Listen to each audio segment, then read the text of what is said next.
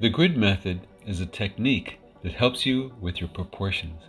If you haven't yet developed your rendering skills, you should probably draw a lot more and work on improving.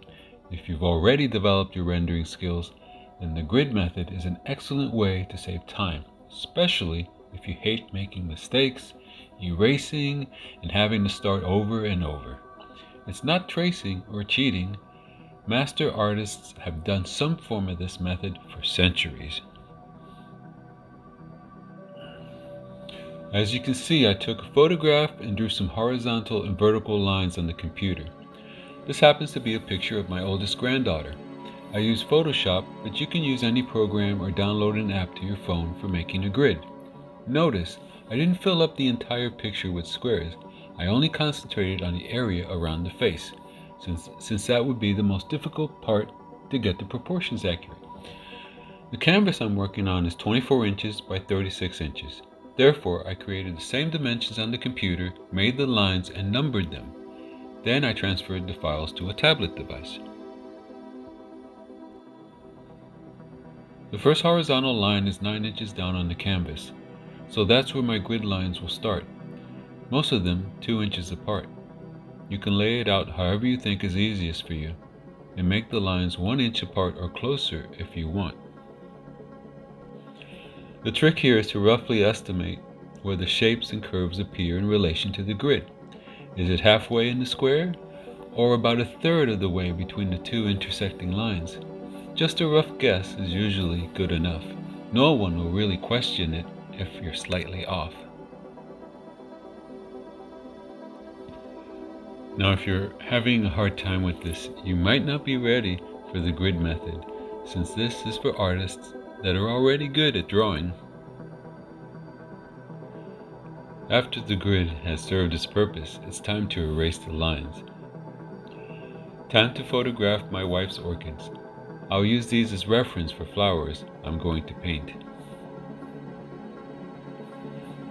The gray background allows me to paint highlights with white acrylic paint. I start off thick with a small flat brush and slowly transition into a dry brush technique. Since acrylic paints don't blend easily like oil paints, you can either spend a lot of time attempting to do the virtually impossible, blending colors together. By the way, some people are very good at this. Or you can use the dry brush technique, which is basically just scraping and rubbing a brush onto a canvas that doesn't have too much paint on it to achieve a kind of airbrush quality, as if working with a fine mist or spray paint. Some people like this technique, others don't, but I enjoy doing it like this.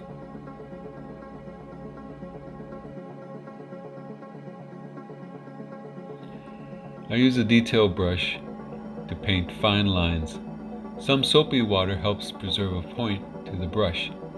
All I'm really doing is painting what I see in the photograph, looking for interesting shapes.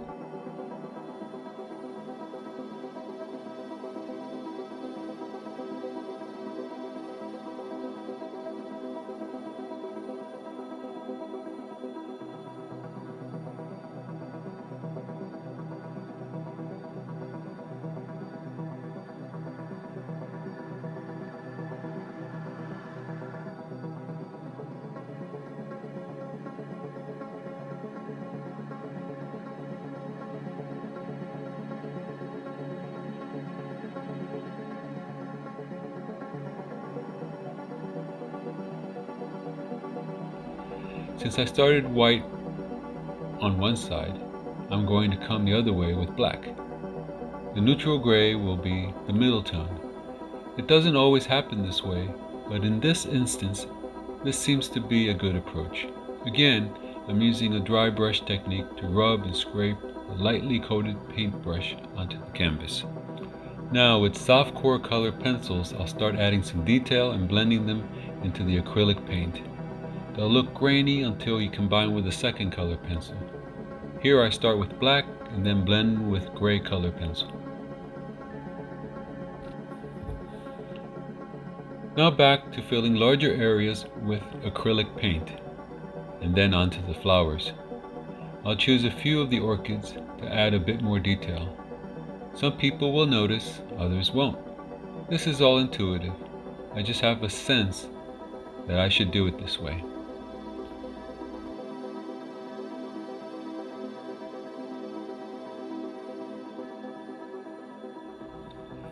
Here's my flower petal recipe.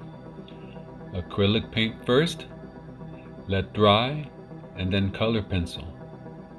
Then blend with a lighter gray color pencil. You can do a few layers of this. Then a translucent coat of white acrylic paint over the color pencil. You might want to add just a little water, but not too much so that it'll drip.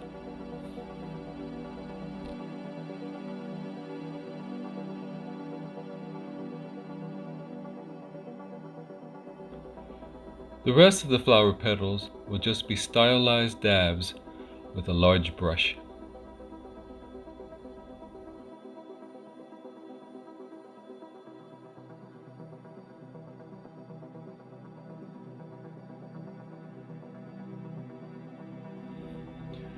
I'm doing the crown of laurels with some gold metallic acrylic paint. 2 or 3 coats should be good, blow drying in between.